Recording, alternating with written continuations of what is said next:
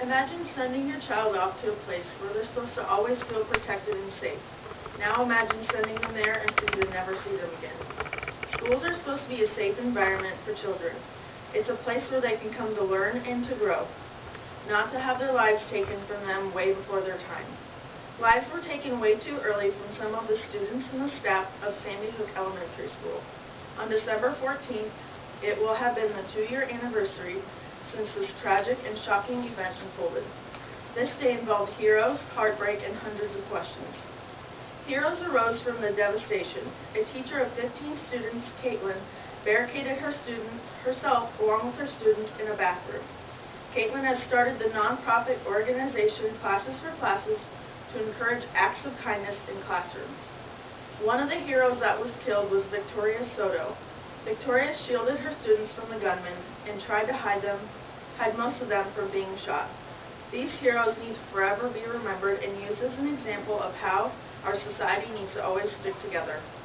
These acts of being heroes happens every day, and we need to make sure we thank those people and not take them for granted. Heroes represent the best of ourselves, respecting that we are human beings. A hero can be anyone from Gandhi to your classroom teacher, anyone who can show courage when faced with a problem. A hero is someone who is willing to help others in his or her best capacity. Heartbreak resulted from this painful event. There were 20 students and 6 adults that were taken that day. Many were hurt by this event, but fewer actually died. How could someone kill children who have their whole future ahead of them? We need to remember these brave individuals and what they sacrificed. Their lives were taken at the expense of someone who had no right to do so. This event definitely hit home for most Americans. Death is like a thief in the night, and you never know when or where it will occur. Although there was much heartbreak, this event has brought our country closer together. It has made everyone realize that we are not all guaranteed a future and to live every day to the fullest. Each day is a new life. Seize it, love it. You never know when you will get another opportunity to kiss that little cheek. Hundreds of questions came from this sudden event. Many wondered why this happened, especially at an elementary school. After and before this shooting, there have been many more. There should be a way to stop people from having guns wherever to stop these kind of events.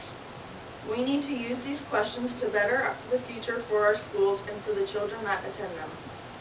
Parents also need to look at the things that their children are doing when they are growing up and how it could affect them in later years, like video games. It is said that the shooter loved to play violent games, and that is what could have led to the shooting. People may not want to look at this event as a lesson, but it can be used as one, and we can all learn from it.